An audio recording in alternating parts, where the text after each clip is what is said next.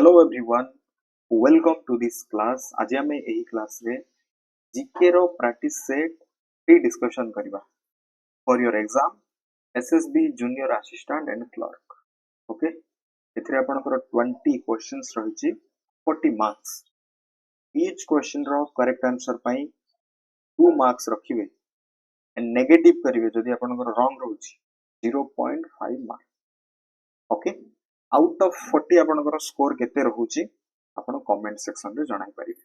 Right, आपनकर जो syllabus अनुसार प्रश्न रहिछि आपण देखंतु एमिति प्रश्न करि पारुछंती नाही। चलंतु आरंभ करिबा। क्वेश्चन नंबर 1 ट्राई करंतु। Who among the following leaders founded the forward bloc party within the Indian Congress framework in 1939 रे? Which option is your right answer? 1939 Masih forward block party को निम्नोक्त मध्यरु केउ नेतांको द्वारा गठन करा दैथिला? Which option is your right answer? Option A, Subhash Chandra Bose याको गठन करथिले। ठीक अछि, 1939 मसीह फॉरवर्ड ब्लॉक पार्टी को किए गठन करथिले? सुभाष चंद्र बोस गठन करथिले। याको पश्चिम बंग रे गठन करा दैथिला। ठीक अछि, ठीक से जेतेबेले त्रिपुरा सेशन रे 1939 रे जेतेबेले से कांग्रेस रु इस्तीफा दैथिले, ओके, एवं स्वाधीनता आंदोलन को अधिक कोन वी कैन से तीव्र करिवा पई, ओके, स्वाधीनता आंदोलन को अधिक तीव्र करिवा पई फॉरवर्ड ब्लॉक से गठन करथिले। एवं सुभाष चंद्र बोस को विषय रे जदि हम कथा बा से 1938 रे कांग्रेस रो गोटे अधिवेशन रे से अध्यक्षता करथिले। ता थिला हरिपुर सेशन, मन रखंतु, हरिपुर सेशन रे से अध्यक्षता करथिले। ठीक अछि, एथुर मध्ये आपनकर प्रश्न आसी पारे।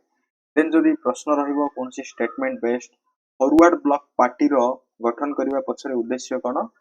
देशरे थिबा वामपंथी शक्ति मानकु एकाठी करिवा। ठीक अछि, जो लेफ्ट विंग्स रो कथा कुआ जाउची वामपंथी रो शक्ति मानकु एकाठी करिवा होची थिला एहार उद्देश्य।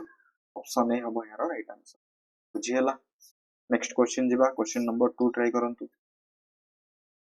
The historic non-cooperation movement was abruptly called off by Mahatma Gandhi in 1922 due to an act of violence in which place हुअन्तु? असहयोग आंदोलन रो कथा कुआ जाउची को महात्मा गांधी को द्वारा रद्द करि दिया गला 1922 मसी। कारण गोटे भायोलेंस देखिया पई मिलिथिला। ताहा केउ स्थान रे एई भायोलेंस देखिया पई मिलिथिला? ताथिला चौरी चौरा इंसिडेंट। उत्तर प्रदेश रो चौरी चौरा ठारे जेतेबेले ई भायोलेंस देखिया पई मिलिथिला, महात्मा गांधी प्रत्याहार करथिले नॉन कोऑपरेशन मूवमेंट को। तो कोन हेतिला ई घटनाटी? ओके, चौरी चौरा रो जो इंसिडेंट थिला एहारो नेतृत्व के नेथिले? भगवान अहिर। ठीक अछि, असहयोग आंदोलन को समर्थन करी सेठाकार जो स्थानीय लोक माने शोभा यात्रा बाहर करथिले। जेतेबेले पुलिस एही शोभा यात्रा ऊपर को गुली चालना करथिला, माने जो माने प्रदर्शन करथिले शोभा यात्रा से माने उत्कित है कि कोन करथिले? थाना को पोड़ी दिथिले, थाना को जाली दिथिले, जा द्वारा माने नॉन कोऑपरेशन मूवमेंट रो उद्देश्य कोन थिला? अहिंसा उपाय रे आंदोलन करिबा, किंतु एठारे एक हिंसा देखा दिथिला एवं एथरे किछि पुलिस कर्मचारी मध्य मृत्यु घटिथिला। ठीक अछि, सेही कारणरू महात्मा गांधी असहयोग आंदोलन को प्रत्याहार करथिले। चौरी चौरा इंसिडेंट गोटे इंपोर्टेंट इंसिडेंट थिला। ठीक अछि, यार नेतृत्व के निथिले मन रखंतु भगवान अहिर। परीक्षा रे आसी पारे। ऑप्शन बी चौरी चौरा समस्त चूज करछंती। Next question number 3। The famous Kakori गोटे ट्रेन एक्शन रो कथा कुआ गला, formally known as Kakori train जो रॉबरी। ठीक अछि, took place in which year कोंतु? काकोरी माने सेतेबेले जो क्रांतिकारी माने थिले, ठीक अछि, से माने ट्रेन रु सरकारी टंका को लुटी थिले। काहे कि संग्राम करिवा पे, ब्रिटिश सरकार को विरोध रे संग्राम करिवा पे जो अस्त्र शस्त्र किनिवा पे ट्रेन रु सरकारी टंका को लुटा जाइथिला या 1925 मसीह रे ए घटनाटी घटिथिला या मध्य उत्तर प्रदेश रे बधे ठीक अछि काकोरी ट्रेन स्टेशन आपनकर लखनऊ पाखापाखी अंचलटा उत्तर प्रदेश रे ही बधे ए घटनाटी घटिथिला 1925 मसीहा हेजो यार राइट आंसर ठीक अछि ऑप्शन सी समस्त चूज करछंती next which Indian state boasts the longest coastline along the mainland of India कहंतु माने प्रश्न कहूची हमर जो 9टी स्टेट रहिछि भारतर उपकूलवर्ती अंचल रे ठीक अछि भारतर जो उपकूलवर्ती अंचल रे कोन रहिछि 9टी राज्य रहिछि कोन 9टी राज्य आपनकर वेस्ट बेंगल ओडिशा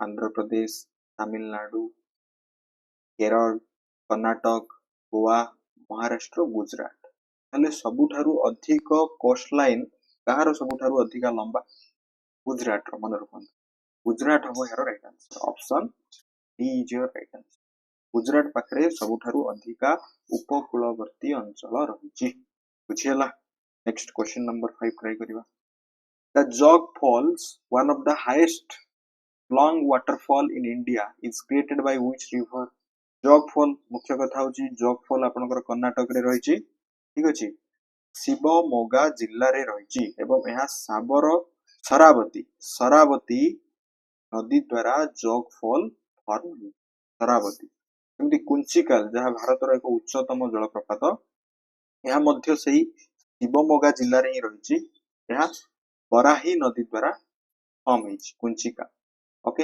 एवं जॉग फॉल क्यों नदी शरावती नदी शिवमोगा जिला मन रखंतु next question number 6 which of the following is the highest mountain peak located entirely within देखंतु India's political border कथा को आगला then here answer is Nanda Devi located in Uttarakhand एठी आपनकर प्रश्न आसीबो K2 आ कांचनजंगा देखंतु K2 जाको गडविन ऑफ ऑस्टिन K2 रहिछि आपनकर काराकोरम रेंज रे वर्तमान ताहा रोचे आपनकर पाकिस्तान अधिकृत काश्मीर रे रहिछि K2 कांचनजंगा समिति आपनकर नेपाल एवं भारतर बॉर्डर माने सिक्किम रे रहि जाउछि बॉर्डर रे रहि जाउछि दैट्स व्हाई पॉलिटिकल बॉर्डर मध्य रे जदि हम कथा हबा नंदा देवी ठीक अछि नंदा देवी हबो यार right answer next question number 7 where is the headquarters of the United Nations Educational Scientific and Cultural Organization UNESCO UNESCO रो हेडक्वार्टर केउठारे रहिछि यूनेस्को रो हेडक्वार्टर रहिछि फ्रांस रो पेरिस रे रहिछि यूनेस्को रो हेडक्वार्टर यूनेस्को जहा एक यूएन रो गोटे पार्ट जाति संघ रो गोटे पार्ट यार काम होछि शिक्षा विज्ञान एवं संस्कृति ऊपर ठीक अछि से काम करिवो एवं विश्व ऐतिह्य स्थली मानकर से सुरक्षा मध्य ठीक अछि माने सुरक्षा ऊपर मध्य ध्यान दी यूनेस्को रो हेडक्वार्टर रहिछि फ्रांस रो पेरिस थारे next the security and exchange board of India SEBI रो कथा कहला जाउछि security and exchange board of India SEBI which regulates the security markets ता कोन करिवो आपनकर जो सिक्योरिटी मार्केट स्टॉक मार्केट कथा कहला जाउछि जेमे as its headquarter in which city कोंतु सेबी रो हेडक्वार्टर केउठारे रहिछि सेबी रो हेडक्वार्टर रहिछि मुंबई रे ठीक अछि फाइनेंशियल कैपिटल कहला जाय ना मुंबई रे रहिछि सेबी रो हेडक्वार्टर याकु केउ मसिया रे गठन करा जैतिला 1988 मसिया रे याकु गठन करा जैतिला सेबी को right next in which country question number 9 in which country is the headquarters of the association of south east Asian nation ASEAN रो हेडक्वार्टर केउठारे रहिछि कोन एशियन रो हेडक्वार्टर रहिछि इंडोनेशिया रो जकार्ता रे ऑप्शन ए हबो राइट आंसर इंडोनेशिया रो जकार्ता रे रहिछि कहार हेडक्वार्टर एशियन रो हेडक्वार्टर ठीक अछि जकार्ता रे रहिछि एवं याकु 1966 मध्ये बैंकॉक रो जो घोषणा पत्र माध्यम रे गठन करा जैतिला हम जदि कथा बा करेंटली एथरे आपनकर केतोटी देश मेंबर अछंती आई थिंक 11 टी ताले 11 तम देशटा आपनकर 2025 मसिया रे जोग देतिला से देशर नाम कोन परीक्षा आसी पारे सेटा आपन कमेंट सेक्शन रे जणातु भारत कोन एशियन रो सभ्य अछि कि डायरेक्टली नाही गोटे पार्टनर कंट्री भाबरे यार सभ्य भाबरे अछि ठीक अछि एशियन रो नेक्स्ट क्वेश्चन नंबर 10 ट्राई करंतु who is the author of the famous book my experiments with truth किए लिखिथिले याकू लिखिथिले Mahatma Gandhi my experiment with truth को किए लिखिथिले महात्मा गांधी लिखिथिले ऑप्शन ए हबो यार right answer next the widely popular political and economic historical work the India story was written by which former governor of Reserve Bank of India RBI रो क्यों पूर्वतन governor ठीक अछि गोटे पुस्तक लिखिथिले ता थिला the Indian story A Indian story को किए लिखिथिले आरबीआई रो पूर्वतन गवर्नर से होचंदी विमल जलन मन रखो ऑप्शन सी हबो यार राइट आंसर ओके विमल जलन next question number 12 who wrote the epic historical Tamil historical novel तार होचे आपनकर Ponniyin Selvan okay which has recently seen massive cinematic adaptation रे आपण देखिया पई पाइबे याकू के लिखिथिले कल्की कृष्णमूर्ति लिखिथिले ठीक यार लेखक किए अटंती कल्की Krishnamurthy next question number 13 try करंतु इन 1921 रे Albert Einstein was awarded the Nobel Prize in Physics क्षेत्र रे for which discovery or explanation was the primarily honored कुहंतु Albert Einstein कौन डिस्कवर करथिले से एक्सप्लेनेशन देथिले द फोटो इलेक्ट्रिक इफेक्ट को नेकी कौन ए फोटो इलेक्ट्रिक इफेक्ट माने सिंपली जदी हमें बुझिबा आपनकर कौन रहिछि मेटल रहिछि धातु धातु ऊपर जेते बेले लाइट आलोक जेतेबेले पड़िबो देन एही धातुरु कोन रिफ्लेक्ट हबो इलेक्ट्रॉन बाहरिबो जेतेबेले लाइट पड़िबो तो इलेक्ट्रॉन बाहरिबो सिंपली जदी हमें बुझ this is your photoelectric effect okay कारण लाइट रे कोन रहिछि फोटोन रहिछि छोट छोट जो लाइट रो जो पॉकेट गुडा को फोटोन से मेटल भितरे थिबा इलेक्ट्रॉन को पुश करिवो ओके धातु ऊपर लाइट पड़िबो इलेक्ट्रॉन बाहरिबो this is your photoelectric effect बहुत easy next What is the specific function of an anemometer in weather station and experimental science रे anemometer ए डिवाइस टी कोथि में यूज करा जाय anemometer को यूज करा जाय to measure wind speed and direction को देखिबा पई wind रो डायरेक्शन एवं स्पीड को मेजर करिबा पई anemometer यूज करा जाय atmospheric moisture को मेजर करिबा पई hygrometer liquidity density ठीक अछि लिक्विड रो जो डेंसिटी को मेजर करिया पई हाइड्रोमीटर एंड जो सोलर रेडिएशन रो इंटेंसिटी को मेजर करिया पई पाइरोमीटर को यूज करा जाय right next question number 15 try करन which nation officially joined as the newest member of NATO होची north Atlantic treaty organization completing its formal association process अर्थात कोन नाटो रे आपनकर मोट केतोटी देश यार सभ्य अटंती 32 टी 32 ताले 32 तम देशटा केउटा स्वीडन जहा 2024 मसिया रे से जोग देछि स्वीडन इज यार राइट आंसर ओके स्वीडन मन रखंतु next the massive newly constructed BAPS Hindu mandir the first traditional Hindu stone temple in the Middle East was inaugurated in which city कोंतु याकू केउ शहर रे इनागुरेट करा दैतिला याकू आपनकर आबू धाबी रे यूएई रो आबू धाबी रे याकू इनागुरेट करा दैतिला यूएई रो आबू धाबी यार right answer next question number 17 who was awarded the prestigious Dada Saheb Phalke award जहां इंडिया रो हाईएस्ट अवार्ड इन सिनेमा क्षेत्र रे for outstanding contribution to the growth and development of Indian cinema पाई कोंतु ऑप्शंस अनुसार which option हे जिवो काहा को मिलितिला दादा साहेब फाल्के पुरस्कार